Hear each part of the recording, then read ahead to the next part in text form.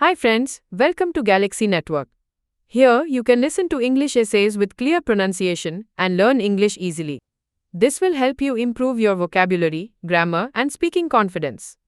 Listen daily, practice regularly, and enhance your English skills. In today's video, you will hear an essay on personality. Stay with us and keep listening. Personality is the combination of our thoughts, feelings, behavior, and attitude that makes each person unique. It is not just about how we look, but also how we speak, act, and treat others. A good personality helps a person become successful in life. Every person has a different personality. Some people are friendly and talkative, while others are quiet and shy. Some are confident and brave, while others are calm and patient. These qualities are all part of our personality. A good personality includes traits like honesty, kindness, respect, confidence, politeness, and responsibility. It is important to have good manners, speak politely, and treat everyone equally.